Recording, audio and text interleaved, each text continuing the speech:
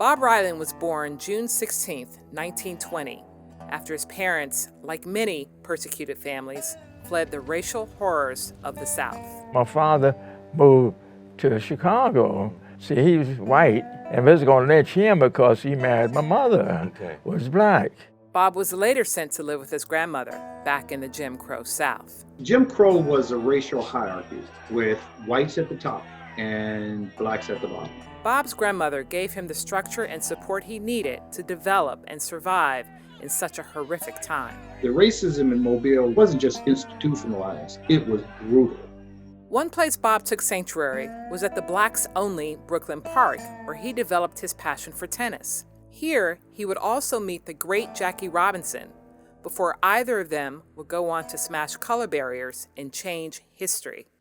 Soon after, Bob returned to Chicago to live with his father, who took him to Prairie Tennis Club, the first private grounds for a black tennis club in the United States. Bob started playing ATA tournaments, which featured some of the greatest young players to ever swing a racket, including Althea Gibson and Arthur Ashe. The ATA was founded because black players couldn't play USLTA tournaments. They started their own. Bob would go on to win multiple ATA championships and earn praise from his peers. In high school, Bob continued his upward trajectory. He placed second in the Illinois State High School Tournament in 1937 and 38, the first African American to achieve such a feat. Bob's accomplishments earned him a scholarship at Xavier University of Louisiana, where he played 1 year with notable teammate Jimmy McDaniel. In 1942, Bob joined the Army during World War II and served 2.5 years stateside in a segregated division. During his hitch, he continued competing in ATA tournaments and partnered with Alice Marble, the world's top-ranked female player, in an exhibition at the predominantly black Cosmopolitan Tennis Club in New York. In 1945, Bob was honorably discharged from the Army and offered another college scholarship to play at Wayne State University. Here, he helped break the color barrier as one of 2 black athletes to compete at the NCAA National Championships.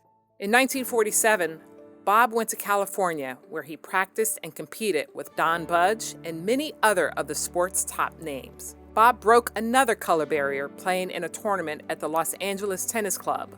It would be many years before another African American would be allowed to compete there, and that player was Arthur Ashe. From 1951 to 1953, Bob played amateur tournaments with many great players, most notably Bobby Riggs.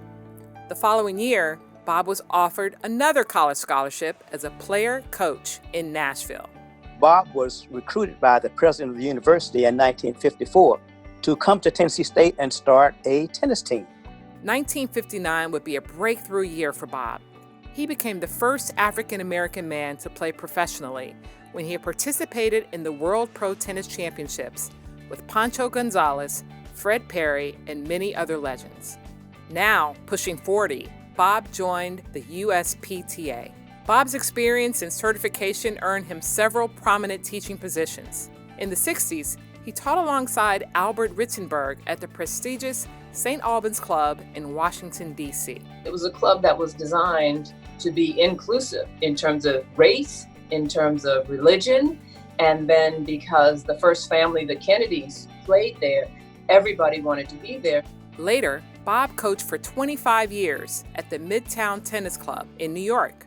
As the 1990s rolled in, Bob would leave his coaching imprint on 2 of the most dominant women in tennis history. In the early 90s, I was the one that actually introduced him to Mr. Williams, and he got a chance to get some video of him working with Venus when she was like 13 years old. Well into the millennium, Bob was still teaching and playing tournaments, winning multiple senior championships.